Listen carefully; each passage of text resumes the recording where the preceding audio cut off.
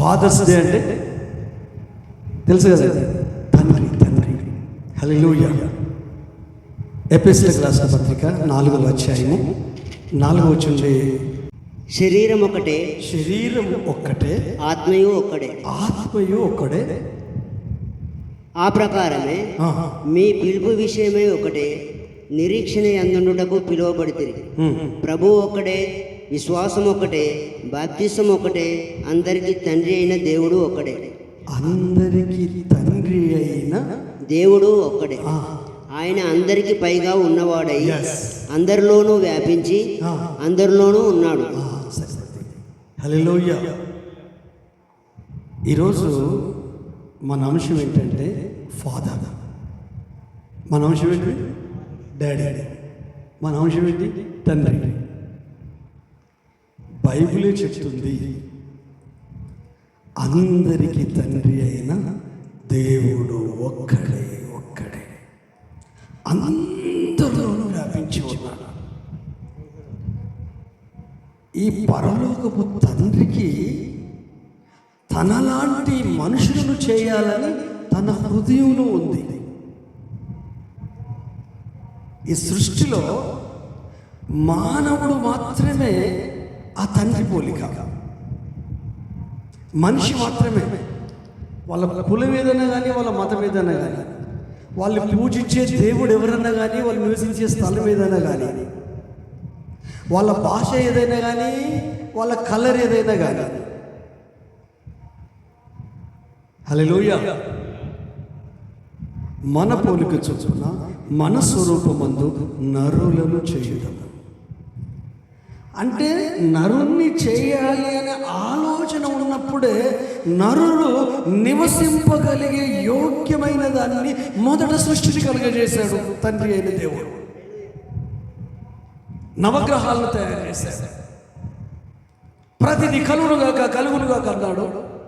కానీ భూమిని మాత్రమే తాను కలుగజేసిన నరుడు నివసింపదగా యోగ్యముగా ఉండుటకు ఏర్పాటు చేశాడు. చాలాసార్లు మనం ఏం చేస్తాం, ఇప్పుడు ఉదాహరణకు మీరు నన్ను తప్పట్లేదు, ఇప్పుడు తల్లిదండ్రులైన వాళ్ళు పిల్లల కొరకు ఎంత ఆరాటపడతారు. ఇప్పుడు అందా స్కూల్ పంపిస్తూ ఫీజు కట్టాలి, ఇప్పుడు వానికి కొన్ని టర్మ్ ఫీజు కట్టాలి, స్కూల్ బ్యాగులు కొనాలి, పుస్తకాలు కొనాలి. హల్లెలూయా. ఎందుకు? వర్షం పడితేనే తడిస్తేనే అబ్బా ఇల్లు వస్తుంది అని కట్టాలి. కానీ ప్రీ ప్లాన్ ఎందుకు లేదు? ప్రీ ప్లాన్ ఎందుకు లేదు అంటే దాని మీద ఎక్కువ శ్రద్ధ పెట్టలేదు. నువ్వు దేని మీద శ్రద్ధ పెట్టావో అది పరిపూర్ణమైపోతుంది. ముందుగానే దూరదృష్టితో ఇప్పుడు స్కూల్ స్టార్ట్ అయినాయి. నెక్స్ట్ ఇయర్ స్కూల్ స్టార్ట్ అయితే స్టార్టింగ్ ఆ ప్రాబ్లం ఉంటుంది, బుక్స్లు కొనాలి, అవి ఇవి తీసుకోవాలని. ఆ ప్రాబ్లం కొరకు ముందుగానే కొంత అమౌంట్ తయారు చేసుకోవాలి. ఇప్పటి నుండి ఓ నెలకు 1000 రూపాయలు పక్కకి వేసిన కనీసం 12,000 అవుతాయి. ఈజీగా బుక్స్ కొనుక్కోవచ్చు. అయితే నీలాగా నాలాగా నువ్వు తండ్రివే కదా, నేను కూడా తండ్రి కదా, మనలాగా ఆ పరలోకంతో ఆలోచించలేదు. కానీ ఏమేమి అవసరమో మనిషికి, నరుడికి అన్నీ కలుగజేశాడు. సృష్టి కలుగజేశాడు. ఆ సృష్టిని మొత్తం నీ కొరకే అని చెప్పాడు. సూర్యుడు నీ కొరకే, చంద్రుడు నీ కొరకే, భూమి నీ కొరకే, నక్షత్రాలు నీ కొరకే, చెట్లు నీ కొరకే, పుట్టులు నీ కొరకే, అన్ని జంతువులు నీ కొరకే, నీ కొరకే, నీ కొరకే. మనిషి కొరకే చేశాడు, మానవుని కొరకే చేశాడు. చేసి ఆగిపోలేదు, మహిమ ప్రభావములు కిరీటంగా ధరింపజేశాడు. సమస్తాన్ని కాళ్ళ కింద ఉంచాడు. అంటే మనిషిని బానిసగా చేయలేదు, ఏలికగా చేశాడు. హేలే విధంగా, లోపర్చుకునే విధంగా, విస్తరించే విధంగా, ఫలించే విధంగా అన్ని. హల్లెలూయా. కొంతమంది ఫ్లరిష్ అవుతున్నారంటే వాళ్ళ జ్ఞానాన్ని ఖర్చు పెడుతున్నారు, వాళ్ళ మనసును ఖర్చు పెడుతున్నారు. ఇప్పుడు స్టూడెంట్స్ ఉంటారు, టీచర్ ఉంటాడు, ఒక టీచరే, ఒక సబ్జెక్టే, కానీ ఆ సబ్జెక్టులో కొంతమంది పర్ఫెక్ట్గా ఉంటారు, కొంతమంది డల్ ఉంటారు. సార్ను తప్పుపడదామా, పిల్లల్ని తప్పుపడదామా? ఉన్న జ్ఞానాన్ని వాడుకుంటలేరు. హల్లెలూయా.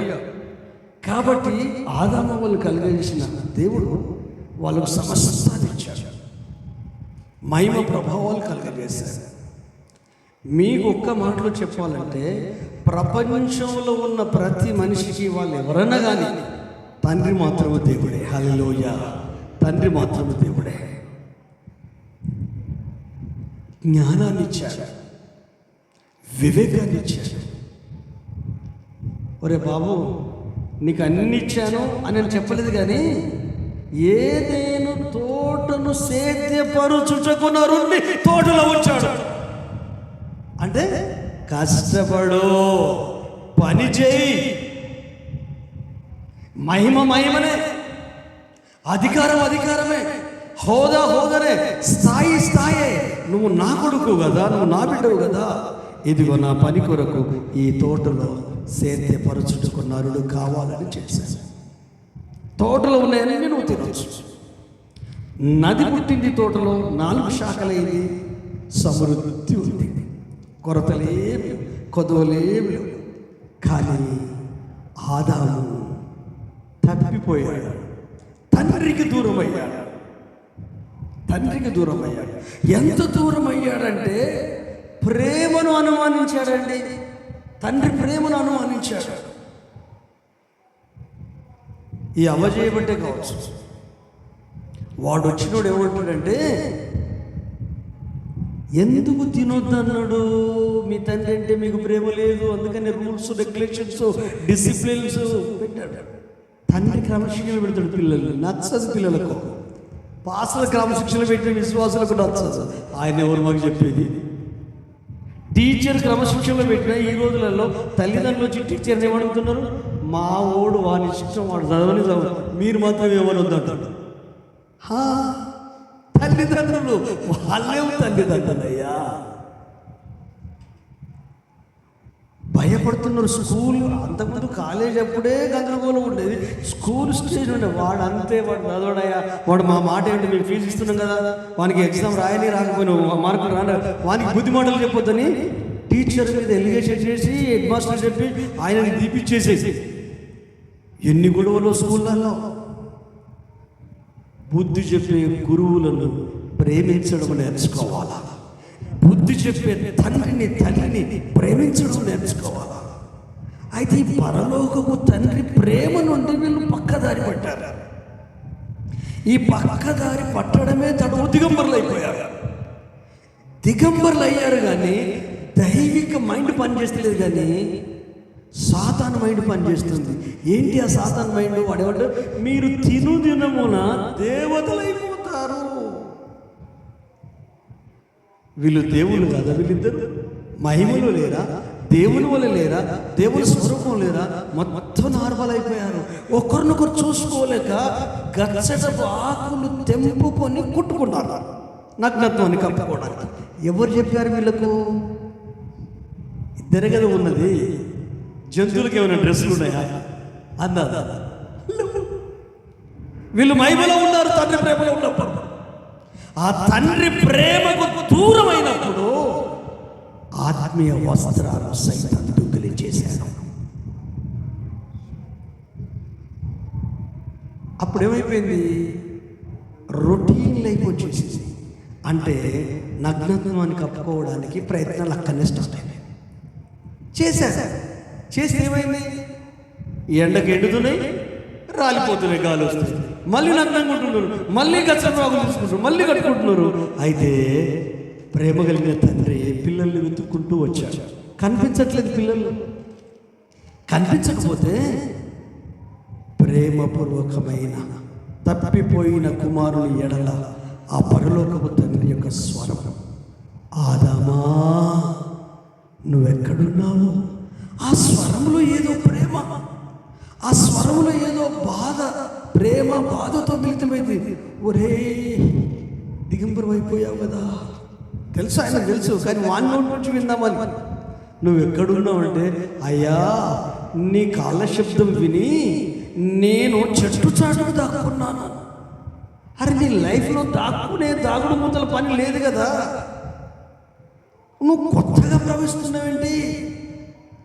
నేను నిన్ను కలుగజేసినప్పటి నుంచి నువ్వు ఏలే వ్యక్తివి, నువ్వు ప్రతినిధిగా ఉన్న వ్యక్తివి, తలగా ఉన్న వ్యక్తివి, అన్ని కలుగజేసిన తండ్రికి తగ్గ తనయుడుగా ఉన్న వాడివి. నేను వస్తే నువ్వు దాక్కోవడం ఏంట్రా?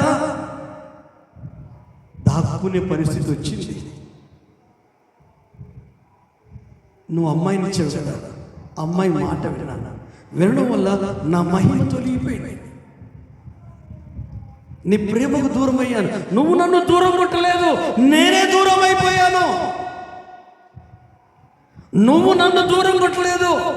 నీ కాలశబ్దం విన్నప్పుడు నా స్థితిని గుర్తు చేసుకొని భయపడ్డానయ్యా. ఆ భయం వల్ల చెట్టు చెట్టు దక్కున్నానయ్యా. నేను దిగంబరినయ్యా. హల్లెలూయా. నిజంగా బైబిల్ ఏమంటుందంటే దేవుడి గురించి, యెహోవా సూర్యుడును కేడమునై ఉన్నాడు. సూర్యుడు అంటే వెలుగు, వెలిగిపోవడానికి ప్రయత్నం. ఇప్పుడు ఈ లైట్లు ఉన్నాయి, అవి వెలుగు కాదు, వెలుగిస్తాయి. ఇప్పుడు ఈ లైట్ వేయకపోతే నాకు బైబిల్ అవ్వకూడదు, అది అట్లే ఉంటుంది. హల్లెలూయా.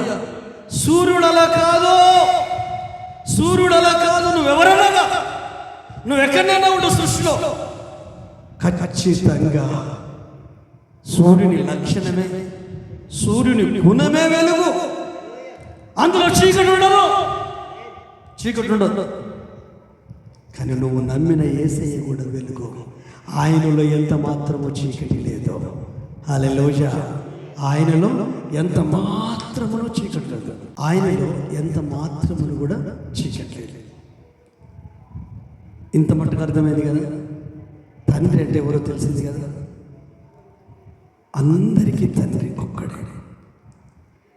ఈ ఆదాము అవ్వల వలన ఆ పరలోకపు తండ్రికి దూరమైతే తన ఏకైక కుమారుణ్ణి నీ కొరకు నా కొరకు సర్వ మానవాళి కొరకు ఈ లోకానికి పంపించాడు, బలి పశువుగా, దేవుని గొర్రె పిల్లగా. అందుకే ప్రపంచానికి ఒక గొప్ప వాగ్దానం ఏదైనా ఉంది అంటే అది యోహాను సువార్త 3వ అధ్యాయము 16వ వచనము. దేవుడు లోకమును ఎంతో ప్రేమించెను కాగా అద్వితీయ కుమారుని యందు విశ్వాసముంచు ప్రతి వాడు నశింపక నిత్య జీవం పొందునట్లు ఆయనను అనుగ్రహించెను. ఇప్పుడు చెప్పండి, మనం ఆయన ప్రేమకు అర్హులమా? కాదు. ఏ మంచితనము మనలో లేదు. వాక్యము వలన, విశ్వాసము వలన, మనము ఆయనను అంగీకరించడం వలన, మనం 1 అధ్యాయం 12వ వచనం కూడా యోహాను సువార్త, ఎందరూ తనను అంగీకరించరు అనగా తన నామమందు విశ్వాసం ఉంచిన ప్రతి ఒక్కరికి దేవుని పిల్లలగుటకు అధికారం ఇచ్చాడు. హల్లెలూయా. శారీరకంగా ఈ లోకంలో జన్మించాం. మనం జన్మించినా జన్మించకపోయినా ప్రపంచంలో ప్రతి మానవుడుకు పరలోకంలో ఉన్న తండ్రే, దేవుడైన తండ్రే అందరికీ. కానీ ఎప్పుడైతే మనం క్రీస్తును విశ్వసించి రక్షించబడ్డామో ఆత్మ సంబంధముగా కూడా మనము ఆయన పిల్లలమైపోయాం. హల్లెలూయా. ఆయన సృష్టి వేరు, ఆయన వేరు. ఆయన సృష్టించాడు, అందరిని సృష్టించాడు, మనల్ని కూడా తల్లిదండ్రుల ద్వారా సృష్టించాడు. సృష్టించిన ఆయన పునర్జన్మ సంబంధమైన జ్ఞానస్నానం అంటే తిరిగి మనం జన్మించడం వలన తండ్రికి కుమారులము కుమార్తెలమైపోయాం. అంటే తండ్రికి వారసులు యేసు కుమారుడు పెద్దన్న జ్యేష్ఠుడు, ఆయనతో పాటు మనము చిన్న చెల్లెళ్ళము, చిన్న తమ్ముడు. ఆయనకంటే పెద్దోళ్ళు లేరు. నువ్వు ఐలయ తాత అయినా ఏసేకు తమ్ముడే, నేనైనా తమ్ముడిని. హల్లెలూయా. విజయక్కైనా చెల్లెలు ఏసేకు. హల్లెలూయా.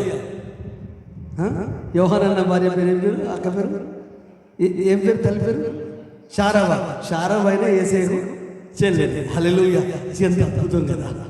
వాడికి వయసు ఉంటుంది కానీ ఆత్మకు వయసు లేదు. కాబట్టి ఇప్పుడు మనము వాక్యం వలనను దేవుని సృష్టి వలనను ఆయన పిల్లలమైపోయాం. ఆయన మన తండ్రి. హల్లెలూయా. యోహాను పత్రిక మొదటి పత్రిక 2వ అధ్యాయంలోకి రండి. ముందు 2వ అధ్యాయం 3వ వచనం 6వ వచనం. మరియు మనం ఆయన ఆజ్ఞలను గైకొన్న యెడల దీనివల్లనే ఆయనను ఎరిగి ఉన్నామని తెలుసుకుందాము. ఆయనను ఎరిగి ఉన్నానని చెప్పుకొనుచు ఆయన ఆజ్ఞలను గైకొనని వాడు అబద్ధికుడు, వానిలో సత్యము లేదు. ఆయన వాక్యము ఎవడు గైకొనునో వానిలో దేవుని ప్రేమ నిజముగా పరిపూర్ణమాయను. ఆయన యందు నిలిచి ఉన్నవాడని చెప్పుకొనుచు ఆయన ఎలాగో నడుచుకొనో అలాగే తానును నడుచుకొన బద్ధుడై ఉన్నాడు. మనం ఆయన యందు ఉన్నామని దీనివల్ల తెలుసుకొనిచున్నాం. హల్లెలూయా. 4వ అధ్యాయం అదే పత్రికలో 9వ వచనం చదవండి.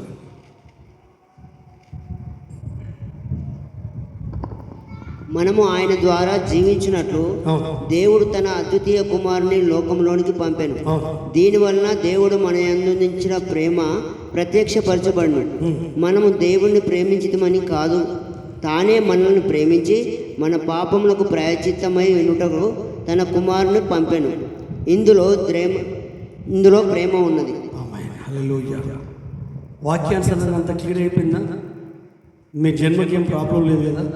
మీ తండ్రి ఎవరో మీకు తెలుసు కదా? హల్లెలూయా. ఎవరు మీ కొరకు ప్రాణం పెట్టారో తెలుసు కదా? మన పెద్దన్న. హల్లెలూయా. జ్యేష్ఠుడు. హల్లెలూయా. ఇప్పుడు ఆయన పిల్లలు మనం. ఇది పర సంబంధమైనది, పరలోకానికి సంబంధించింది. టోటల్గా ఈ భూమి మీదనే వసుదైక కుటుంబం, ప్రపంచమంతా ఒక ఫ్యామిలీ. ఈ ప్రపంచంలో మనది కూడా ఒక చిన్న ఫ్యామిలీ. భౌతికంగా తల్లి, తండ్రి, ఫ్యామిలీ, పిల్లలు, కుటుంబం. అలాగే భౌతికంగా కూడా మనకు తండ్రి ఉన్నాడు. హల్లెలూయా. భౌతికంగా కూడా అది దైవికమైనది, అది మనకు అర్థమైంది. ఇప్పుడు భౌతికంగా మళ్ళీ డీప్గా ఆలోచిస్తే మళ్ళీ దానికి కూడా కారణం దేవుడు. ఎందుకంటే తల్లి గర్భంలో ఉద్భవింపజేసిన వాడు ఆయనే. మనల్ని నలుసు రూపంలో ఉన్నప్పుడు జీవితం ఇచ్చిన వాడు ఆయనే. ఈ భూమి మీద పడడానికి ఆస్కారం ఇచ్చిన వాడు ఆయనే. కానీ తల్లిదండ్రులను వాడుకొని మనకు జన్మనిచ్చారు. హల్లెలూయా. తల్లిదండ్రులను వాడుకొని మనకు జన్మనిచ్చారు. ఎలాగైతే భూమి మీద అనేక ఫలవృక్షములు గల చెట్లు మొలుసునుగా అన్నట్టు భూమి మొలిపించిందో, అలాగూ భార్యాభర్తలు లేక తల్లిదండ్రుల ద్వారా వివాహం కాకముందుకు వధువు వరుడు, వివాహమైతే దంపతులు, పాపో బాబో పుడితే తల్లిదండ్రులు. అంతే. దేవునికి స్తోత్రం. హల్లెలూయా. అంటే మనకు తండ్రి ఉన్నాడు, మీకు తండ్రి ఉన్నాడు, తల్లి ఉంది. వారిని పునికి పుచ్చుకొని ఈ ప్రపంచంలోకి వచ్చావు. వాళ్ళు నీకు పేరు పెట్టారు, నీ బాగోగులు చూసుకున్నాను, మాండకు నూనె పెట్టారు, ముక్కులో నూనె వేశారు, సీవుడు తీశారు, ఒకరు శుభ్రం చేశారు, బాడీ అంతా మర్దం చేశారు, నువ్వుల నూనెను అదో ఏదో గుర్త పెట్టి రాసుడు తీడులు స్నానం చేయడానికి ముందు చట్టిపిల్లాడు అసలు ఉన్నప్పుడు తల్లి హల్లెలూయా పెంచి పెద్ద చేశారు. కానీ పిల్లలు ఎంత పెద్దలైనా పరలోకపు తండ్రి లోకంలో ఉన్న అన్ని రకాల ప్రజలను ఎట్లా ప్రేమించి కుమారుని యేసేనా అప్పగించాడో, ఆ తండ్రి యొక్క స్వభావం ప్రేమే. తండ్రి యొక్క స్వభావం, దేవుడు ప్రేమ స్వరూపి. ఇప్పుడు చదివిన లేఖన వాక్య భాగాలలో ప్రేమ ప్రేమ ప్రేమ ప్రేమ అంటే అన్కండిషనల్, షరతులతో కూడింది కాదు. భార్యాభర్తల మధ్య స్వార్థపూరితమైన ప్రేమ, అన్నదమ్ముల మధ్య స్వార్థపూరితమైన ప్రేమ, తల్లిదండ్రుల పిల్లల మధ్య స్వార్థపూరితమైన ప్రేమ, స్నేహితుల మధ్య స్వార్థపూరితమైన ప్రేమ. టోటల్ ఇప్పుడు ప్రపంచంలో ఏ ప్రేమ ఉన్నా దాంట్లో స్వార్థం ఉంటుంది. ఏం లేకుండా ప్రేమించే వ్యక్తిని ప్రేమించు, చూద్దాం. అవుదా? నో. ఏదో రీజన్తో నువ్వు ప్రేమించుంటే నీ మాట ఇంటున్నాడనో, నీకు నచ్చిండనో, ఆపద వచ్చినప్పుడు నీకు ఆదుకున్నాడనో, నేను అర్థం చేసుకున్నాడనో, నీకు సహాయం చేసిందనో, ఏదో ఒక ఆధారం లేకుంటే ఏదన్నా ఒక ప్రేమ ఉంటే చెప్పండి అన్న. అది విశ్వాసంలో కానీ, ప్రపంచంలో కానీ, కుటుంబాలలో కానీ ఏదన్నా ఉంటే చెప్పండి. కొడుకు కాబట్టి ప్రేమిస్తాను, కూతురు కాబట్టి ప్రేమిస్తాను, భార్య కాబట్టి ప్రేమిస్తాను, భర్త కాబట్టి. రీజన్ లేకుండా, హేతువు లేకుండా ప్రేమ ఏదైనా ఉందా? ఉందంటే అగాపే లవ్, ఒక తండ్రి ప్రేమ, పరసంబంధమైన ప్రేమ, దైవికమైన ప్రేమ. ఆ ప్రేమను రోమ 5:5 ప్రకారం ఎలాగనగా ఈ నిరీక్షణ మనల్ని సిగ్గుపరచదు, కానీ మనకు అనుగ్రహింపబడిన పరిశుద్ధాత్మ ద్వారా దేవుని ప్రేమ మన హృదయములో కుమ్మరించబడింది. అది భార్యాభర్తలకు సంబంధించిన ప్రేమ కాదు సుమా, ఫ్రెండ్స్ల మధ్యలో ఉండే ప్రేమ కాదు సుమా, ప్రియుడి మధ్యలో ఉండే ప్రేమ కాదు, తల్లిదండ్రులు పిల్లల మధ్య ఉండే ప్రేమ కాదు, రక్త సంబంధాల మధ్య ఉండే ప్రేమ కాదు, సంఘస్థుల మధ్య ఉండే ప్రేమ కాదు, సేవకులకు విశ్వాసులకు మధ్య ఉన్న ప్రేమ కాదు, కానీ అది డిఫరెంట్. అది డిఫరెంట్. ఆ ప్రేమ పరలోకపు ప్రేమ. ఏ కండిషన్ లేకుండా, ఏ షరతు లేకుండా ఆయన ప్రేమించి వెతికి వారిని సరిచేసి వారి నగ్నత్వాన్ని కప్పడం కొరకు బలర్పించి చర్మపు చొక్కాయలు చేయించి తొడిగించాడు. హల్లెలూయా. తండ్రిగా శిక్షించాడు, ప్రేమించాడు, శిక్షించాడు. దేవునికి 2 కోణాలు ఉంటాయి, బొమ్మ బొరుసులాగా. దేవుడు దహించు అగ్ని, దేవుడు ప్రేమాస్వరూపి. ఈ తల్లిదండ్రుల్లో ఆ పరలోకపు తండ్రి ప్రేమ ఉంటుందండి. మన భౌతిక తల్లిదండ్రులలో పరలోక ప్రేమ ఉంటుంది. ఈ ప్రేమ కొంచెం బ్యాలెన్స్ తప్పితే మన పిల్లలు మనల్ని ఇబ్బంది పెడతారండి. మీ పిల్లలు మిమ్మల్ని ఇబ్బంది పెడుతున్నారు, మీ కొడుకు కోడలు ఇబ్బంది పెడుతున్నారు, ఫ్యామిలీలో ఇబ్బందులు వస్తున్నాయంటే మెయిన్ రీజన్ ఏం లేదండి, అతి చనువు. చనువిస్తే భుజం మీద చేస్తాడు చూడు. ఆ చనువు వల్ల కొంతమంది ఈ రోజులలో ఏమంటాడు, నా కొడుకు ఫ్రెండ్, వారికి ఫ్రెండ్ లాగా ఉంటా, నా కూతురు ఫ్రెండ్.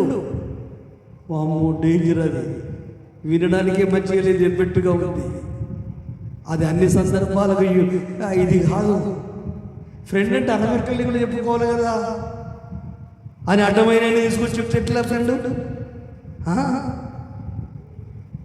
దానికి లిమిట్ ఉంటుంది. అంటే చెప్పుకోగలగాలి వాళ్ళ బాధలు. ఫ్రెండ్ చెప్తున్నట్టు అనుకున్న బాధలు చెప్పుకోగలగాలి, కానీ అంత చదువు కూడా మంచిది కాదు, అంత చదువు కూడా మంచిది కాదు. దానివల్ల చాలా ప్రమాదం. కాబట్టి భౌతిక తల్లిదండ్రులను బట్టి మీరు తల్లులు కావచ్చు, తండ్రులు కావచ్చు, కానీ మీకు అమ్మనాలు ఉన్నారు, వాళ్ళను మీరు ప్రేమించాలి. హల్లెలూయా. ఎందుకు ప్రేమించాలంటే ఈరోజు అంతా ఇప్పుడు ఇళ్ళల్లో ఫంక్షన్ అయితే ఉంటుంది, చికెన్ మటన్ చేస్తారు, షాలో చెప్తారు, బొకే తీసుకొస్తారు, వాళ్ళ డాడీకి ఏది ఇష్టమో తీసుకొస్తారు. ఈ ఒక్కరోజే వద్దు, ఒక్కరోజు వద్దు, సచ్చేదాకా ప్రేమించాలి పిల్లలు, తల్లిదండ్రులు. హల్లెలూయా. చేసుకోండి, సెలబ్రేషన్ చేసుకోవాలి. ఈ ఆనందం తగ్గకుండా సేమ్ రేంజ్లో రేపు ఉంటుందా, ఎల్లుండి ఉంటుందా? ఉండదు. మరి ఎందుకు చేయాలి? మార్పు ఉండొద్దు ప్రేమలో. దేవుని ప్రేమలో మార్పు లేదు, ఆయన స్వభావంలో మార్పు లేదు. హల్లెలూయా. అది చూపించగలగాల. ప్రతిరోజు డాడీని గుర్తు చేసుకోగలగాల, డాడీ పడ్డ కష్టం గుర్తు చేసుకోగలగాల, రెక్కలు ముక్కలు వేసుకుని గుర్తు చేసుకోగలగాలి.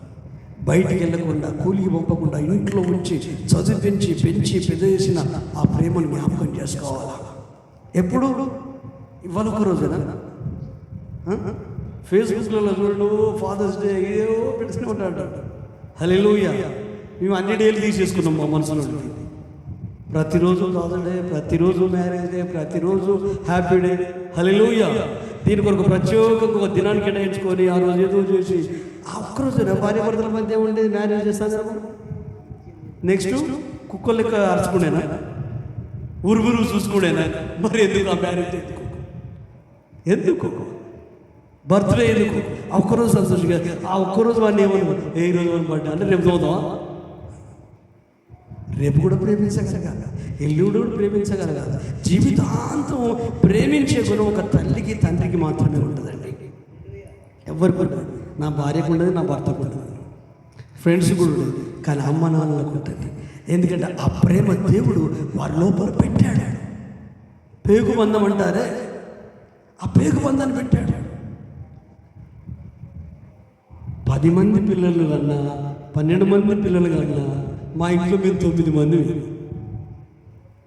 కానీ ఏ రోజు మా నాన్న మా అమ్మ 5 ఆడలు 4 మగలు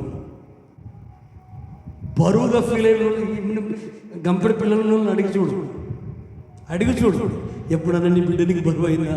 ఎప్పుడైనా నీ కొడుకు ఏం మాట అది నాకెందుకు బరువు అవుతుంది? ఇంకా మనల్ని 4 మాట్లాడతాడు. కన్న తల్లిదండ్రులకు కన్నున పుట్టిన పిల్లలు బరువు కాదు. భరిస్తారు, ఓర్చుకుంటారు, మోస్తారు, బుద్ధి చెప్తారు, సరి చేస్తారు, ఎదిగింపజేస్తారు, ఒక ఇంటోని చేస్తారు, ఒక అయ్య చేతిలో పెడతారు. పెళ్ళి దగ్గర నుంచి పెడుతూనే ఉంటారు. పెళ్లితో ఖర్చు స్టార్ట్ అవుతుందంట. పెద్ద భాషలు చెప్తూ ఉంటాడు. ఓ సండే వాళ్ళ చిన్న కొడుకు డౌట్ వచ్చినాడు. చిన్నోడు వాడు, డాడీ అక్క పెళ్ళికి ఎంత ఖర్చు వచ్చిందంటే, అంటే అక్క పెళ్ళికి ఎంత ఖర్చు కాదు, ఖర్చు అనేది పెళ్లితోనే స్టార్ట్ అయ్యేదా అని చెప్తున్నాడు. ఇప్పుడు ఏం జరిగినా మొదటి కాలంలో వీలే వేయాలి. రేపు పొద్దున అల్లుడే వాళ్ళన్నా బిడ్డకు ధైర్యం చెప్పాలి. డబ్బులు తక్కువ పడితే అల్లుడు డబ్బులు ఇవ్వాలి. ఓ చచ్చేదాకా తల్లిదండ్రుల భారం, బాధ్యతలు అవి వదులుకుంటే వదిలిపెట్టేది కావు. కానీ ఈ రోజుల్లో ఉన్న పిల్లలు ఎలా ఉన్నారు? తల్లిదండ్రులు వాళ్ళకు బరువు అయిపోతున్నారు. వాళ్ళ పిల్లలు వాళ్ళ బరువు కాదండి, అదేమో దౌర్భాగ్యం. వాళ్ళకి పిల్లలు ఉంటారు కదా, అమ్మ పూలు పెట్టి చూసుకోండి, వాళ్ళ పిల్లలు కదా. మరి వాళ్ళని కన్నందుకు వాళ్ళ తల్లిదండ్రులు, ఈ పిల్లలు కలిగిన ఈ తండ్రి వాళ్ళ తల్లిదండ్రులను చూసుకోడు, పిల్లలు చూసుకున్నాడు కూడా చూసుకోడు. ఒకటి ఆకాశం రాలిపడ్డావా, తోక సుక్కలా రాలిపడ్డావా? ఈ రూపం ఎక్కడిది? ఈ జ్ఞానం ఎక్కడిది? అమ్మనాలు ఇచ్చిందే కదా ఆ స్వరూపం, ఆ కణాలు అవే కదా. వృద్ధాప్యం ఉన్న తండ్రిని, వృద్ధాప్యం ఉన్న తల్లిని, ముసలులకు ఆకలి అవుతుంది. హల్లెలూయా. వాళ్ళు మనవరాలు చూసులు, మనవరాలు పెళ్ళైంది, వాళ్ళకి ముసలు లేదు కదా. వాళ్ళకి ఏముంటుంది? పొద్దున్న లేస్తే ఏముంటుంది, వీళ్ళతో ఆడుకుంటారు. వీళ్ళకి టైంకు ఆకలి అవుతుంది. 7 గంటలకి 8 గంటలకి ఆకలి అవుతుంది. ఈ కోడలు పెట్టదు, ఈ కొడుకు పట్టించుకోడు.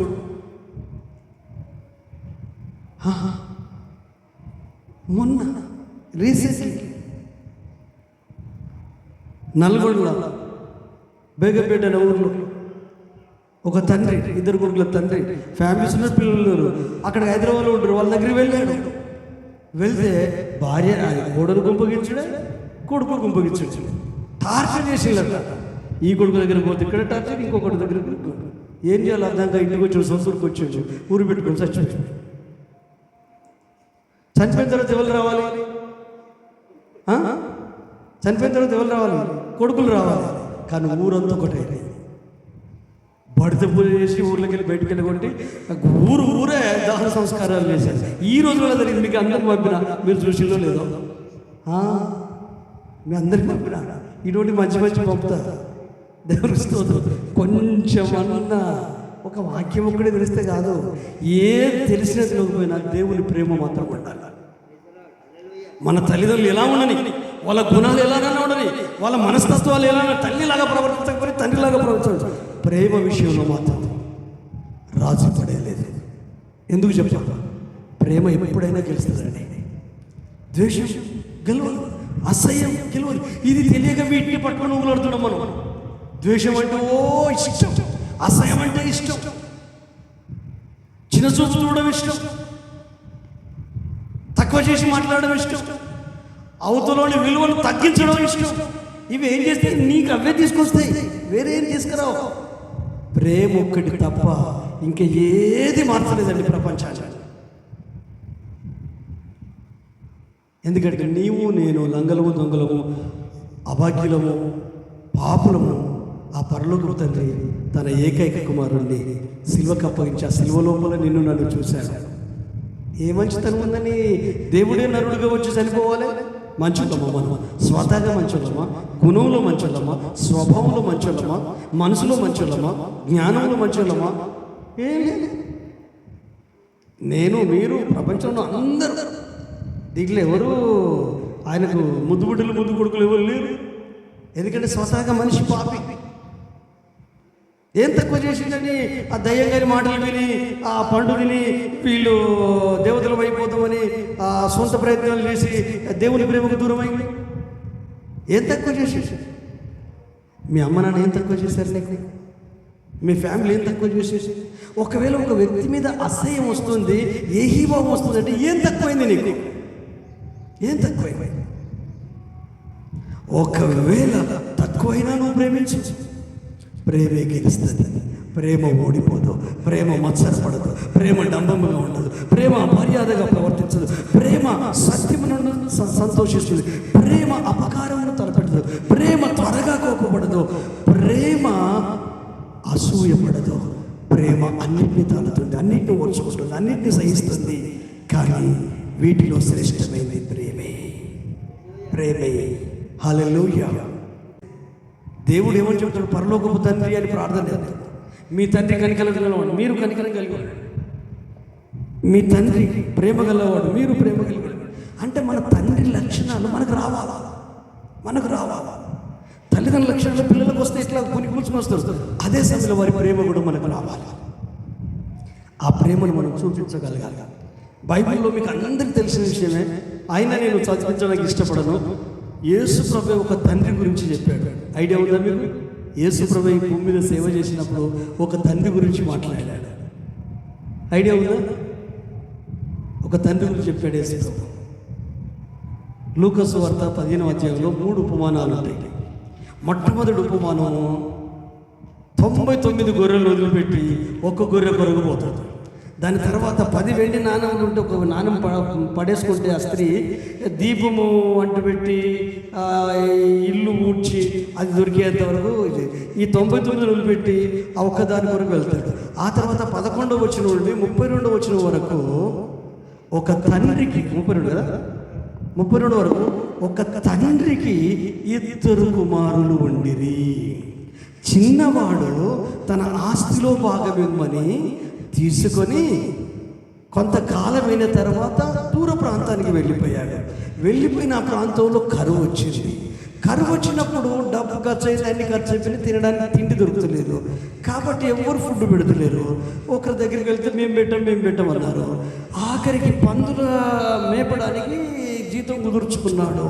ఒక యోధుడు పందుల మేపడానికి వీళ్ళు లేవేకుండా ఉంటుంది. పంది అసహ్యమైన జంతువు, దాని కొరకు ఉంటాడు. ఆ పందులు కూడా పొట్టు తినలేకపోతే అప్పుడు తన తండ్రి ప్రేమ గుర్తొస్తుంది. హల్లెలూయా. తండ్రి ప్రేమ గుర్తొస్తుంది. నిజంగా తండ్రి ఒకేసారి ధనవంతుడైతాడా? కాడు. 2 కొడుకులు పుడితే ఈ కొడుకుల కొరకు పొలం సంపాదించాడు, ఇల్లు కట్టిండు, ఉన్నత స్థాయికి ఎదిగిండు. ఎంత స్థాయికి అంటే పని మనుషులు ఇంట్లో పెట్టుకునేంత స్థాయికి ఎదిగిండు. కూలి వాళ్ళు ఉన్నారు ఇంట్లో. పెద్దోడు వ్యవసాయదారు. ఈ చిన్నోడిని అధికారపంగా పెంచిండో, ఎక్కువ చదువు ఇచ్చిండో తెలియదు. ఎంత చనువు అంటే పెద్దోడు అడుగుతలేడు కానీ చిన్నోడు దగ్గరికి వచ్చి డాడీ నా ఆస్తి నాకు ఇవ్వమంటున్నాడు.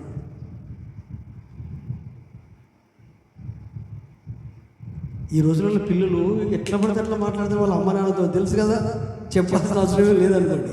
మీరు వింటున్నారు, చూస్తున్నారు. చాలా కుటుంబాల్లో తదంగం అదే. తండ్రి అనే గౌరవం. తల్లి కొంతమంది ఉంటారు, వాళ్ళకి పిల్లలైనా వాళ్ళ పిల్లలకు పిల్లలైనా వాళ్ళ పిల్లలైనా తండ్రి అంటే ఇప్పటికీ గసర దొరుకుతుంది. ముసలోడు చూస్తే ఎందుకు? జ్ఞానం అది. చేతులు కదా వంగుతూ తండ్రికి భయపడ, అది గౌరవం, అది ఆ పెంపకం.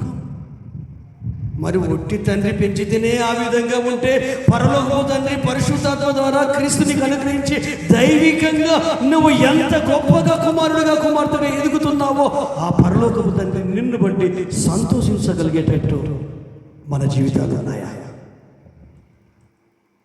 మన జీవితాల్లోనే ఒక్కసారి ఆలోచించండి. ఇప్పుడు మనం అందరం ఆ గ్రామంలోకి వెళ్దాం, అందరం కలిసి నాతో పాటు రండి. ఏది ఆ ఇద్దరు కొడుకులు కలిగిన తండ్రి ఉంటాడు కదా, గ్రామంలోనే ఉంటారు కదా, అడవిలో ఉండరు కదా వాళ్ళు.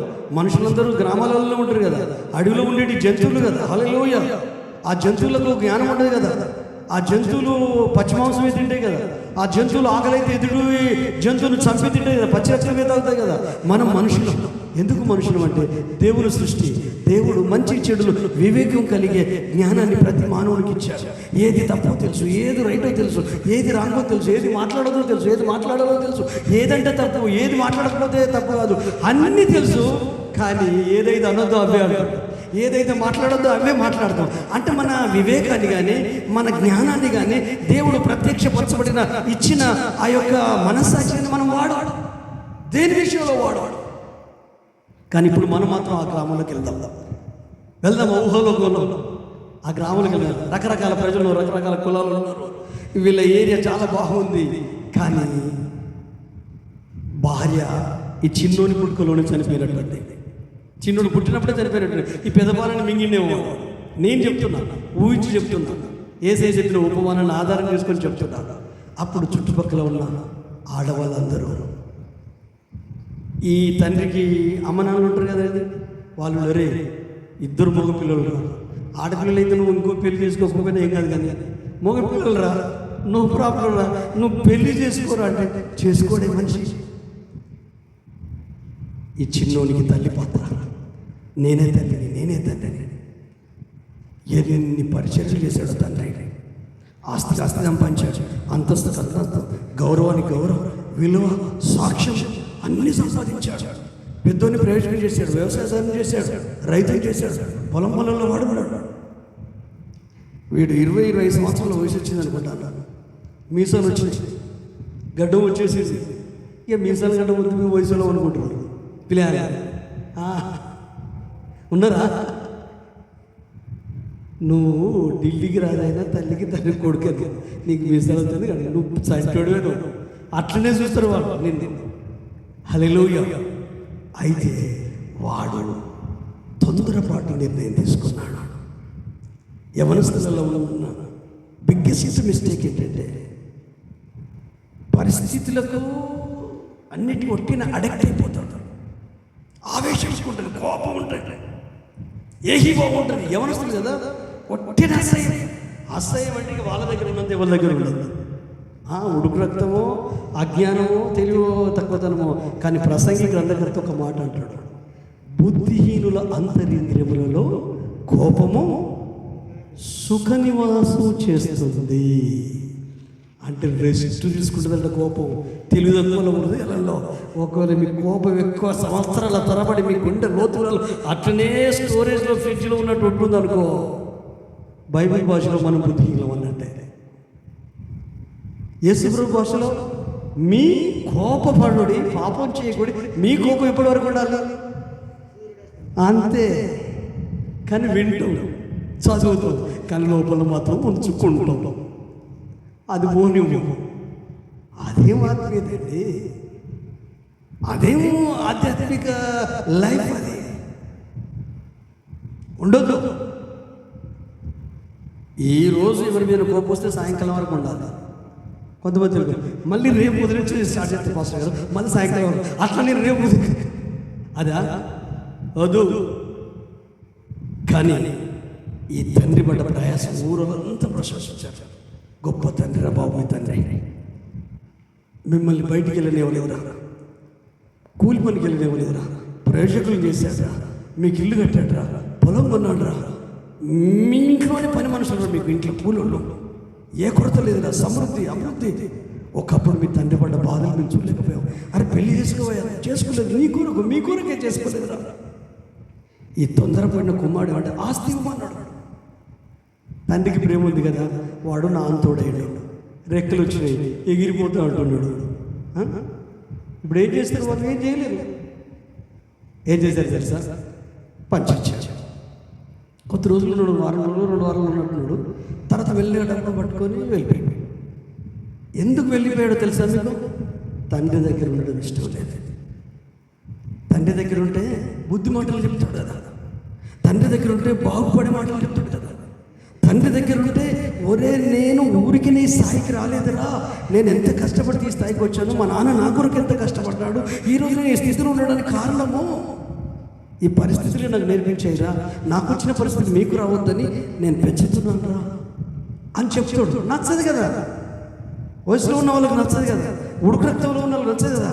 ప్రపంచాన్ని ఇట్లనే చిట్టేసేస్తారు, క్షణాలలో చూసేస్తారు, ప్రపంచాన్ని అంతా చూస్తారు వాళ్ళు. వీళ్ళు చూడడానికి 30 సంవత్సరాలు 40 సంవత్సరాలు పట్టింది, వయసు వచ్చిన చూడడానికి 1 సంవత్సరం 2 సంవత్సరాలు అయిపోయాయి. మొత్తం చూసేస్తారు, కళ్ళ ప్రపంచం వ్యవహరిస్తూ ఉంటారు. నేను ఏమైనా చేస్తాను, ఏం చేయలేదు. ప్రపంచం ఏం అది బలంతో జరిగేది కాదు, ఉడుకు రక్తంతో జరిగేది కాదు. ఒకటి తండ్రికి దూరం ఉన్నాడు, ఒకటి తొందరపడ్డాడు, ఇంకోటి తండ్రి బ్రతుకుండగానే ఆస్తి మర్చిమన్నాడు, ఇచ్చాడు, వెళ్ళాడు, అన్నీ పోయాయి. లాస్ట్ స్టేజ్లో ఒక టర్నింగ్ పాయింట్ ప్రతి ఒక్కరి జీవితంలో ఉంటుందండి. ఎక్కడో ఒక దగ్గర టర్నింగ్ పాయింట్లో అక్కడికి మార్పు చెందినమంటే లైఫ్కి వెళ్ళిపోయినట్టే. అయితే ఆ టర్నింగ్ పాయింట్ చాలా వస్తాయి కానీ మనం గుర్తుపట్టుకుంటాం, చాలా వస్తాయి. గుర్తుపట్టకపోవడం వల్ల ఆగిపోయినాం. మూల మలుపు ఒకటి ఉంటుంది, టర్నింగ్ పాయింట్. ఇతని జీవితంలో, యాకోబు జీవితంలో పరీక్ష అరణ్యంలోకి వెళ్ళి ప్రాణం మీదకి వస్తే దేవుని మీద ఆధారపడాడు, ప్రార్థన చేసాడు, దశమభాగం ఇస్తా అని చెప్పిండు, నా కష్టార్జితులకు వెళ్ళి అన్ని ఇచ్చేస్తానని చెప్పిండు, నన్ను కాపాడు, నాకు ఫుడ్ ఇయ్యి, నాకు బట్టలు ఇయ్యి, మళ్ళీ తిరిగి మా డాడీకి రావాలని, నా తండ్రి ఇంటికి రావాలని చెప్పిండు.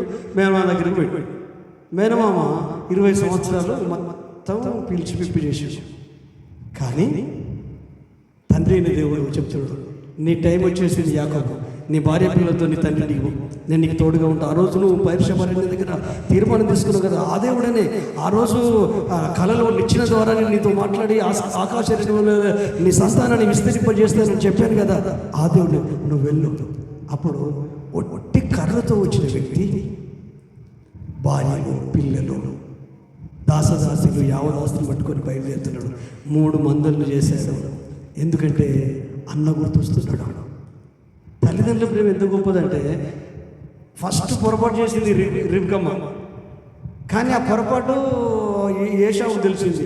ఏశావు యాకోబుని చంపుతానంటే వీళ్ళిద్దరు భార్యాభర్తలు కలిసి, ఒరే మా అన్నింటికి పోరా, ఒరే మా బాహుమతి ఇంటికి పోరా అని నచ్చ చెప్పి యాకోబుని పంపించేశారు. హల్లెలూయా, లాభం దగ్గరికి. ఎందుకు? 2 కొడుకులు నా కొడుకులే. 2 కళ్ళలో ఏ కన్ను మంచిదంటే ఏం చెప్తాం? చెప్పండి. మీ 2 కొడుకులలో ఏ కొడుకు మంచివాడంటే ఏం చెప్తాం? చెప్పలేవు.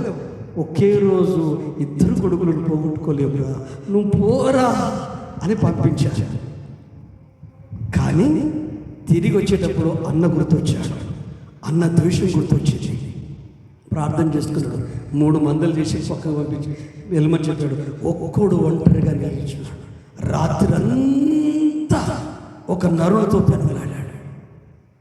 నైట్ అంతా నన్ను వదులు అంటే, నువ్వు నన్ను దీవిస్తేనే నేను వదిలిపెడతా, నువ్వు నన్ను దీవిస్తేనే వదిలిపెడతా అంటే, నీ పేరు అంటే ఏమంటాడు? యాకోబు యాకోబుని అంటే దాని అర్థమైంది. మరి దేవుడు ప్రత్యక్షమైనడు, దశమాన్ తీస్తున్నాడు, భార్య పిల్లలు వచ్చారు, అన్నీ వచ్చారు, కానీ మోసపూరితమైన బతికి ఇంకా మారలేదు. తన మోసపూరితమైన బ్రతుకును ఒప్పుకుడు, నేను యాకోబును, నేను మోసగాన్ని.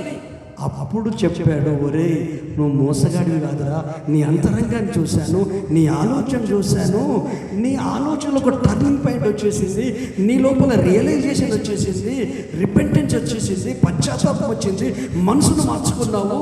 కాబట్టి ఇక మీదట నువ్వు యాకోబు అనే మోసగాడివి కాదు, ఇజ్రాయేలు రాజపుత్రుడు అనే నామాన్ని నీకు ఇస్తున్నాను, ఇజ్రాయేలు అని పేరు మార్చేశాడు. హల్లెలూయా, గట్టిగా చెప్పరా, కొడాడి యేసునామములో హల్లెలూయా. టర్నింగ్ పాయింట్ అది యాకోబు లైఫ్లో. మన లైఫ్లో కూడా టర్నింగ్ పాయింట్ అంటే, నాకు నాకు తెలిసి టర్నింగ్ పాయింట్ చాలా ఉన్నాయి. అతి ప్రాముఖ్యమైనది మాత్రము 2013 సంవత్సరంలో మాత్రము ఒక జీవితం మీద, సేవ మీద, బ్రతుకు మీద, ఫ్యామిలీ మీద, కుటుంబం మీద, పిలుపు మీద ఒక ప్రత్యేకమైన క్లారిటీ వచ్చింది. అప్పటి నుంచి నేను ప్రతి పరిస్థితిని అర్థం చేసుకొని దైవికంగా, ఆత్మీయంగా, కుటుంబ పరంగా ఒక ఎరుకలో, ఒక స్పష్టతలో ముందుకెళ్తున్నాను.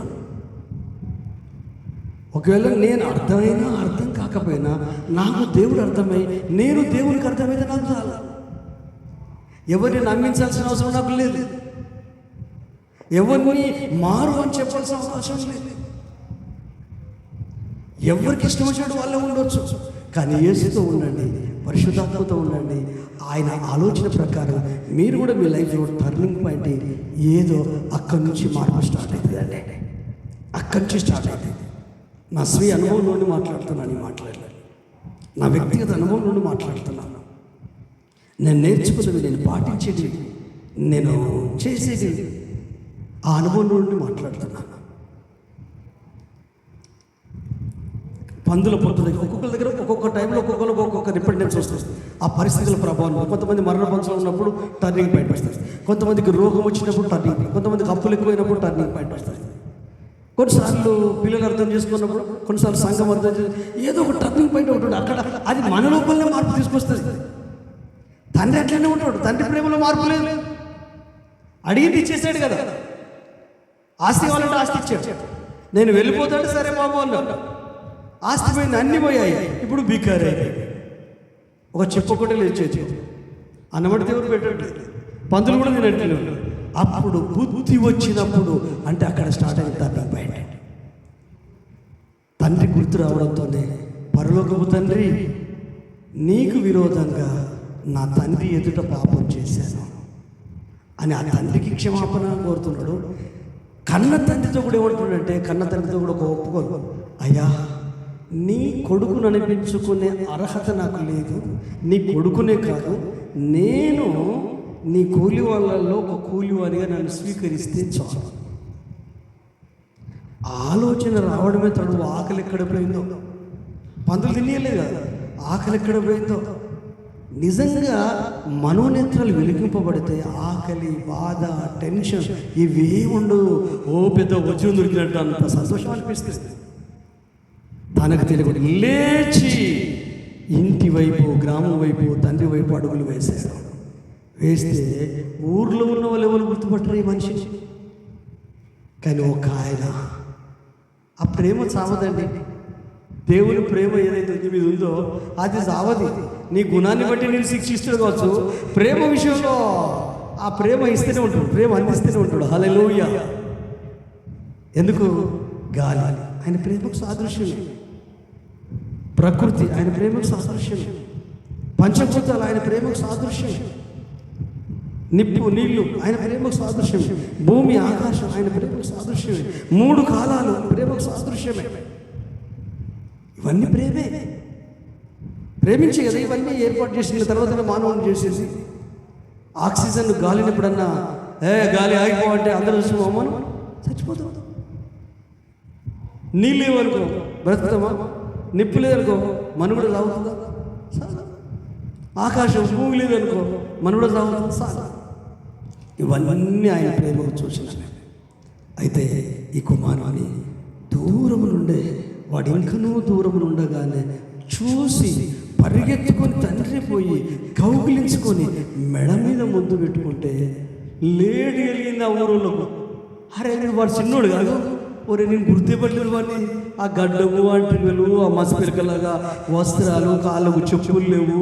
ఎంత వైటు, ఎంత ఐడ్సము, ఎంత రాకుమాండకుండి, ఎంత తెల్లగా నీడ పట్టుకుండి, ఎంత తిట్రగా ఉండి, చూస్తే పిగలగా ఉన్నాడు. దయ్యం పట్టుడు ఉన్నట్టు, కళ్ళు పోయి కనగంతలు పడ్డాయి, బుక్కి చెంపులు అయిపోయినాయి, చెంపల మీద మాంసమే లేదు. అట్లా ఇట్లో ఒక్కొక్కరు ఒక్కొక్క రకంగా అంటారు. కానీ ఆ ఊర్లో ఉన్న వాళ్ళందరికీ కోపం వచ్చింది. నువ్వేం తండ్రివయ్యా, 1-4 కలిగి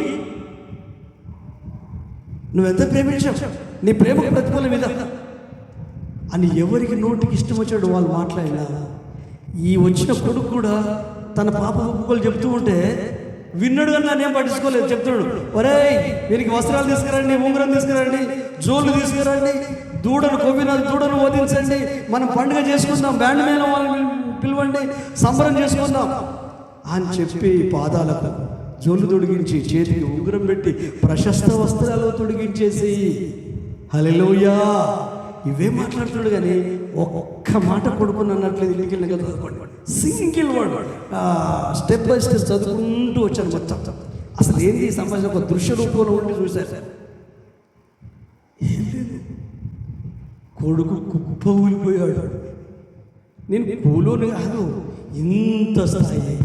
హల్లెలూయా ఆ సృష్టికర్త అయిన దేవుడు నీకు ఆ స్థాయిని స్థానాన్ని ఇచ్చాడు. హల్లెలూయా.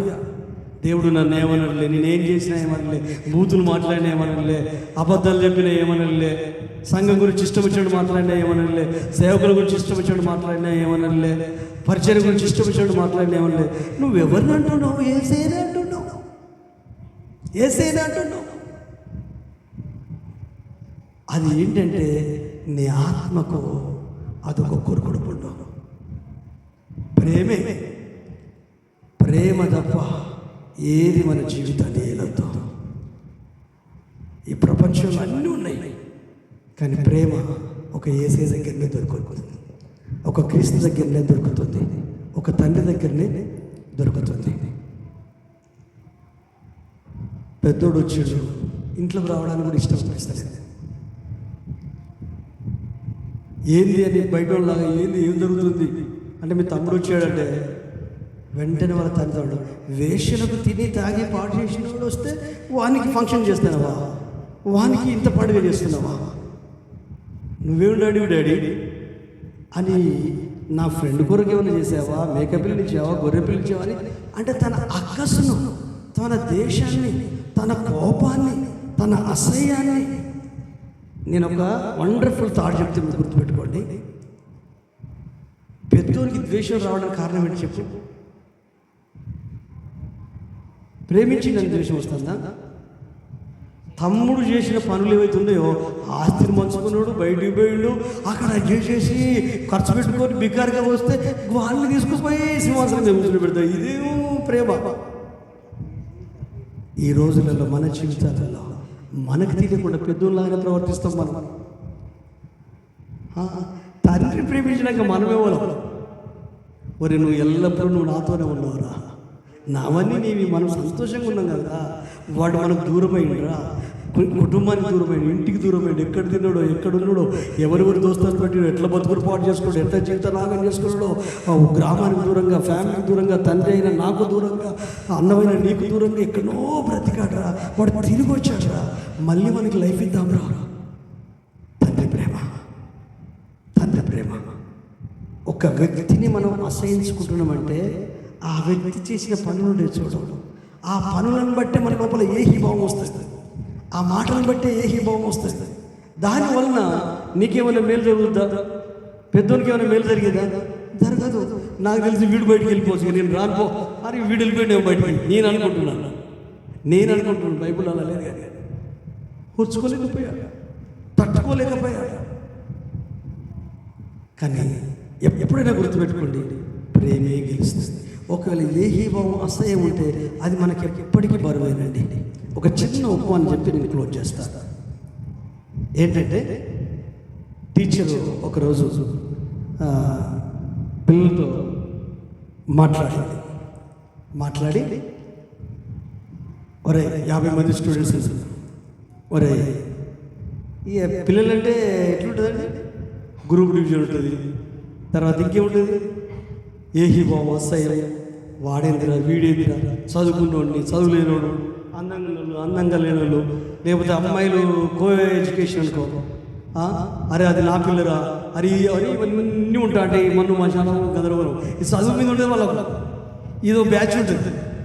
అయితే చిలుకల టీచర్ ఏం చేసేది తెలుసా, ఒరే ఇవాళ లెసన్ చెప్పండి, ఈ చదువులు, ఈ డిగ్రీలు, ఈ పట్టాలు నీకు జీతం వస్తే కావచ్చు, పొట్టు తిప్పులు వెళ్తే కావచ్చు, కానీ మీకు జీవిత పాఠాలు నేర్పిస్తే ఒక పాఠం నేర్పిస్తారు బాబు అని చెప్పి ఆయన వయసులో పెద్దవాడు, దాదాపు 50 సంవత్సరాలు ఉంటాయి వచ్చి, పెద్ద మనిషి 50 అయితే ఏమంటే మీకు పేపర్లు తీసుకుంటారు, పెన్ను పేపర్ తీసుకుంటారా బాబు చెప్పి, ఇక రాయండి రా బాబు, మీకు ఎవరెవరు ఇష్టం లేదో రాయండి, ఎందుకు ఇష్టం లేదో వాళ్ళ గుణాలన్నీ రాయండి అని చెప్పి మొత్తం లిస్ట్ ఇస్తే ఒకడు 5 మంది పేరు రాశాడు, ఒకడు 10 మంది పేరు రాశాడు, ఇంకోటి 25 మంది పేరు రాశాడు.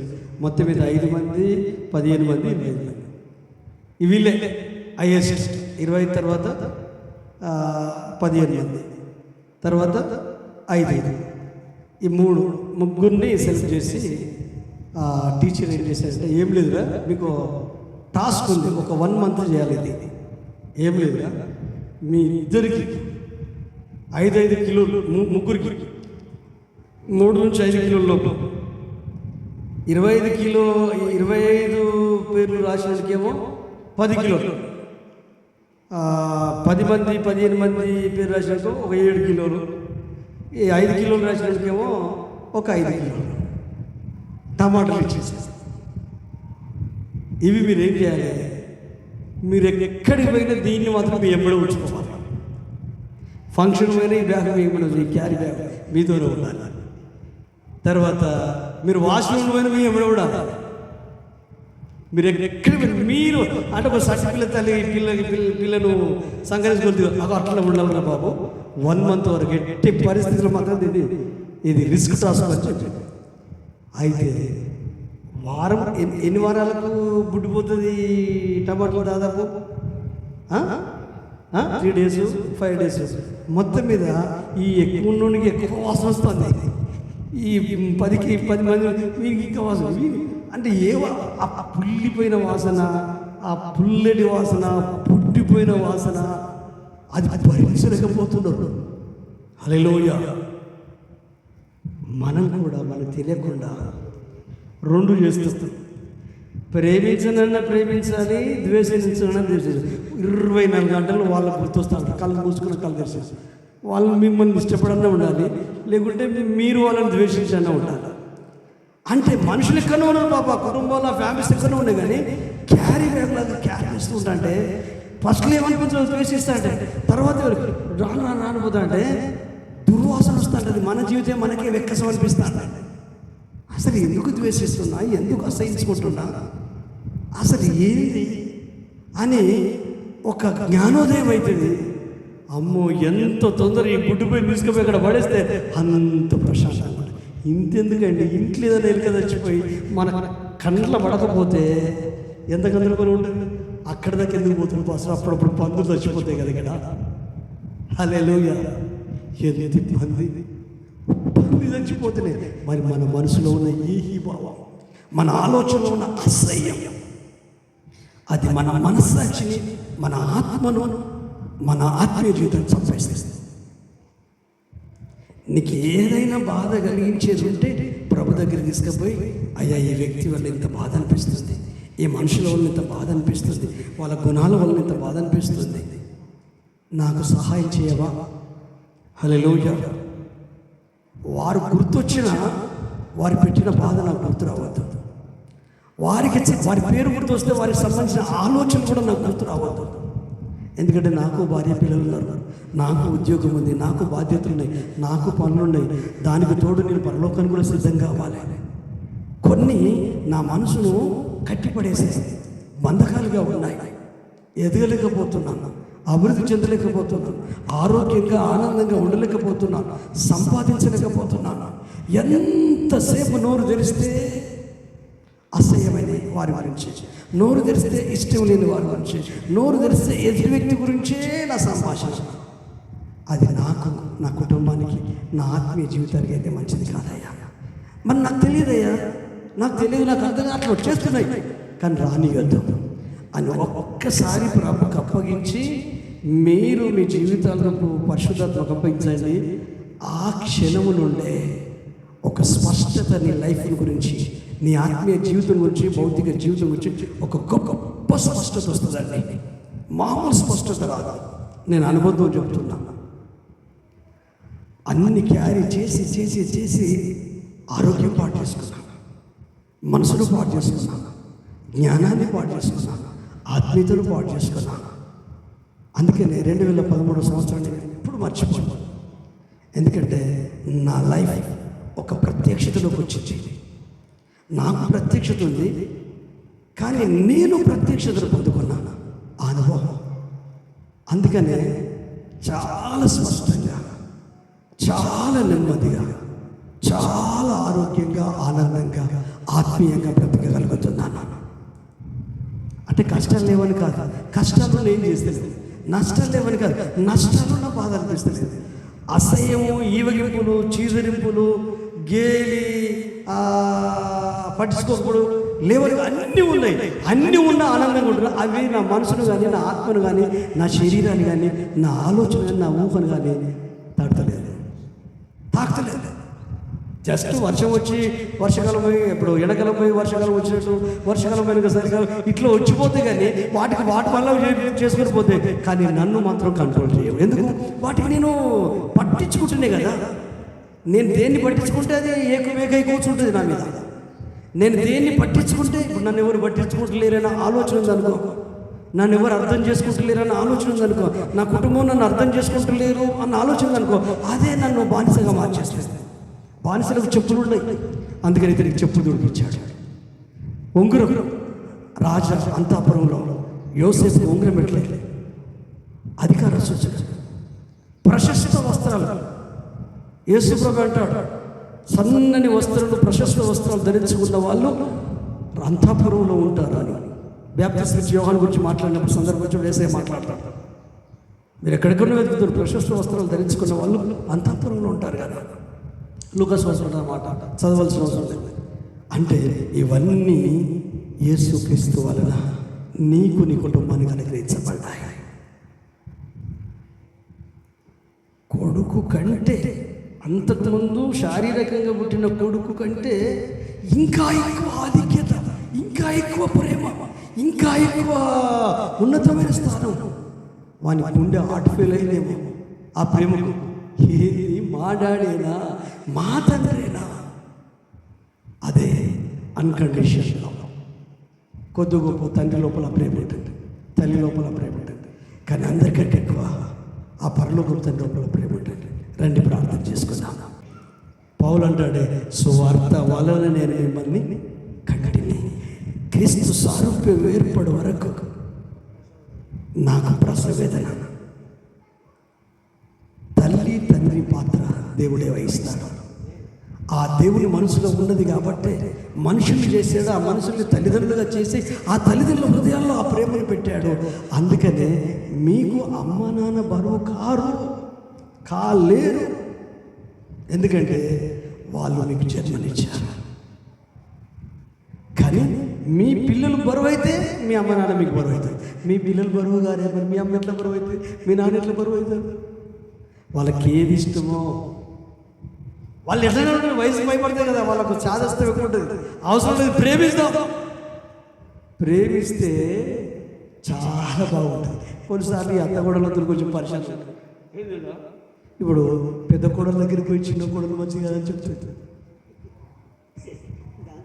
చిన్న కోడలు మంచిగా చెప్తుంది. చిన్న కోడల దగ్గరికి పోయి పెద్దది అసలే మంచిగా అని చెప్తుంది. వీళ్ళిద్దరు కలిసి ఒక రోజు అత్తలు వింటారా, వీళ్ళిద్దరు కలిసి అక్క నీ గురించి అని, నా గురించి నీ గురించి కూడా అన్నదంటే వీళ్ళిద్దరు మంచిగా అవుతారు, తీర్చుకోవాలనిపిస్తారు. వద్దు, ప్రేమిస్తాను. మీ తల్లి నీ బిడ్డ ఇంకో ఇంటి కోడలు కదా, ఇంకో ఇంటి బిడ్డ నీ ఇంటి కోడలు కదా. అయితే కోడలు కాదు, నీకు బిడ్డే అనుకో, ప్రాబ్లమే రాదు. అత్త అనుకోకు, తల్లి అనుకో, మమ్మీ అనుకో, నష్టం ఉన్నది. తల్లి ప్రేమ, బిడ్డకు బిడ్డ ప్రేమ తల్లి, ఇది ఉంటే వాళ్ళ అత్త కోడలాగా తల్లి కూతురులాగా ఉండాలి. అలాంటి కుటుంబాలు దేవుడు అనుగ్రహించునుగాక. హల్లెలూయా. చిన్న చిన్నవి పెద్ద మనం బడలు మోసుడు కాదు, ఉదయం పోయి సాయంత్రం డ్యూటీ చేసి వచ్చాడు కాదు. ఇక్కడ మార్పు రావాలి. ఇక్కడ మార్పు రానంతసేపు ఇక్కడ నుండి ఇక్కడికి ఎన్ని వచ్చినా ఏం లాభం లేదు. బండ మీద నీళ్ళు పోసినట్టే, కొన్ని బండలు పాకురు బండలు అంటే నడిస్తే మన పనులే రాతాయి. మంచిగా చెప్పే వాళ్ళు ఎవరైనా మీ గురువులే, మీ తండ్రులే. నీ క్షేమాన్ని కోరు. ఏ తండ్రికైనా కన్న పిల్లల మీద ద్వేషం ఉంటుందండి? ఉండదు. విద్య నేర్పే గురువులకు స్టూడెంట్స్ మీద ద్వేషం ఉండదు. కొంతమంది టీచర్స్ ఏం చేస్తారు తెలుసా, మన టాలెంట్ని చూసి ఈయన జీతంలోకి వెళ్ళి డబ్బులు ఇస్తారండి, నోట్స్ మంచి మంచి ఎడ్యుకేషన్ పంపిస్తారు, గైడ్ చేస్తారు, వేల రూపాయలు ఖర్చు పెడతారు. వాళ్ళకి పిచ్చి. ఎందుకంటే వాళ్ళు ఎన్నో చేయాలనుకున్నారు బడిపంతులు వీళ్ళు, కానీ వీళ్ళకి టాలెంట్ ఉంది, ఈ అమ్మాయికి టాలెంట్ ఉందని వీళ్ళు డబ్బులు ఖర్చు పెడుతూ ఉంటాడు. మరి వాళ్ళ అయ్యా వాళ్ళ బాయా, వాళ్ళ అన్న చుట్టమా తమ్ముడు చుట్టమా? కేవలం గురువు శిష్యులు బంధం. ఆ బంధాలకి ఉంటే ఆత్మీయ తల్లిదండ్రులకు ఉన్న బంధం. హల్లెలూయా. నేను మీ వెల్ విషర్. నా మాటలు కొన్ని కటువుగా ఉండొచ్చు, కొంచెం తిట్టినట్టు ఉండొచ్చు, కొట్టినట్టు ఉండొచ్చు, కావాల్సుకొని మాట్లాడినట్టు ఉండొచ్చు. జస్ట్ ఊగే చూపు, మామూలుగా జ్ఞానం రాదు. లేకపోతే ఏది లేని ఇట్లా కొట్టుపడేసిన అనుకో, అది లోపలికి పోదు. కాబట్టి నీకు మారు మనసు రాదు. 99 నీతిమంతుల్లాగా ఉంటావు, కానీ మారు మనసు పొందిన పాపిలాగా ఉంటే పరలోకం దేవదూతలు సంతోషిస్తారు. హల్లెలూయా. ప్రేమించి మాట్లాడుతున్నాడు. కన్న తల్లిదండ్రులు ఇచ్చినట్టే ఆ పరలోకపు తండ్రి తన కుమారునిగా, తన కుమార్తెగా నిన్ను స్వీకరించాడు. ఎన్నోసార్లు మనం చూస్తున్నాం. ఆయన కొరకు కుమారులుగా స్వీకరించుటకై మనల్ని ముందుగానే జగత్తునది వేయబడక ముందే పరిశుద్ధముగా నిర్దోషి ఉండవలనని క్రీస్తులో ప్రేమ చేత మనల్ని కన్నాడు, కొన్నాడు. ఆ పరలోకపు తండ్రి సృష్టి వలన మనల్ని కొన్నాడు. యేసుక్రీస్తు శిలువ మరణం వలన ఆత్మీయంగా కూడా పరలోకం కొరకు కొనబడిన వారిని ప్రకటన గ్రంథకర్త చెప్తారు. వీళ్ళు ఎక్కడి నుంచి వచ్చారంటే, ఇదిగో గొర్రె పిల్ల రక్తమును బట్టి, వారు ఇచ్చిన సాక్ష్యం బట్టి, ఇదిగో వీళ్ళు కొనబడిన వారు. స్తుతియు ఘనత మహిమ ప్రభావములు ఆయనకి చెల్లునుగాక. పరలోకపు తండ్రి ప్రేమ నీకు అర్థమైతే, ఆ ప్రేమతో చేసిన సృష్టి నీకు అర్థమైతే, సృష్టిలో ఉన్న మానవుని నిర్మాణం నీకు అర్థమైతే, ఆ నిర్మాణంలో అవకతవకలు తొలగించడానికి ఏకైక కుమారుడైన అద్వితీయ కుమారుడు ఈ లోకంలోకి గొర్రెపిల్లలా వచ్చి బలిపశులాగా బలియాగమైపోయి కలవల సిలువలో నిన్ను కన్నాడు, కొన్నాడు. నీవు ఆయన సొత్తు, పరలోకానికి వారసుడు, పరలోకానికి వారసురాలవు, మహిమకు వారసుడు, వారసురాలవు. అయితే బోధకులు చాలామంది ఉన్నారు, ఉపదేశకులకు చాలామంది ఉన్నారు, కానీ తండ్రి ఒక్కడే, పరలోకమందున్న తండ్రి, నిన్ను కన్న తండ్రి. ఆ తర్వాత మూడవది, ఆత్మీయంగా నీకు వాక్యాన్ని అందించి, గద్దించి, బుద్ధి చెప్పి, సరిచేసి, ఖండించి, ప్రేమించి ఆత్మీయ తండ్రి. విద్య నేర్పే గురువులు ఈరోజు ఒక్కసారి నీ లైఫ్ స్టైల్ ఎలా ఉంది, నీ కుటుంబ జీవితం ఎలా ఉంది, నీ వ్యక్తిగత జీవితం ఎలా ఉంది, ఒక్కటే నేను చెప్పదలుచుకున్నాను. పరిశుద్ధాత్మ దేవుడు నాకు ఇచ్చిన ఆలోచన బట్టి, దేవుడు ప్రేమ స్వరూపి. ప్రేమించడంలో ఉన్నంత ఆనందం ద్వేషించడంలో ఉండదు, అసహించుకోవడంలో ఉన్నంత ఆ బాధ ప్రేమించడంలో ఉండదు. ప్రేమే గెలుస్తుంది, అగాధ ప్రేమే గెలుస్తుంది, క్షమాపణే గెలుస్తుంది, తగ్గింపే గెలుస్తుంది, మంచితనమే గెలుస్తుంది, అర్థం చేసుకునే ఆత్మీయతే గెలుస్తుంది. ఎప్పుడైనా జీవితం మీద అసహ్యం తెచ్చుకోకు, కుటుంబం మీద అసహ్యం తెచ్చుకోకు, తల్లిదండ్రుల మీద, కన్న పిల్లల మీద అసహ్యం పెంచుకోకు, సంఘం మీద, సహవాసం మీద, సేవకుల మీద, స్నేహితుల మీద, బంధువుల మీద, భార్య మీద, భర్త మీద, పిల్లల మీద, గృహం మీద, ఇరుగు పొరుగు వారి మీద, ఎక్కువ కులపోడు, తక్కువ కులపోడు, పాలోడు, పగోడు అని ఆ గోత్రాలను బట్టో, రంగును బట్టో, ఆ ప్రాంతాలను బట్టో, గుణాలను బట్టో, వాళ్ళ ఆలోచనలు బట్టో, వాళ్ళ క్రియలను బట్టో ద్వేషాన్ని పెంచుకోకు. అట్లాంటి యేసయ్య నీ మీద ద్వేషమే పెంచుకోలేదు, పరలోకమంతనే ద్వేషం పెంచుకోలేదు. మనం భక్తిహీనమైనప్పుడే, మనం శత్రులుగా ఉన్నప్పుడే, మనం పనికిరాని వాళ్ళగా ఉంటాం, మనం పాపులుగా ఉన్నప్పుడే, శాపగ్రస్తులుగా ఉన్నప్పుడే, కోపంతో ఉన్నప్పుడే, ద్వేషులుగా ఉన్నప్పుడే, పనికిరాని వ్యక్తులుగా ఉన్నప్పుడే, బలిపశువుగా, గొర్రె పిల్లగా తండ్రి అయిన దేవుడు ప్రేమను కలవరలో చూపించాడు. హల్లెలూయా.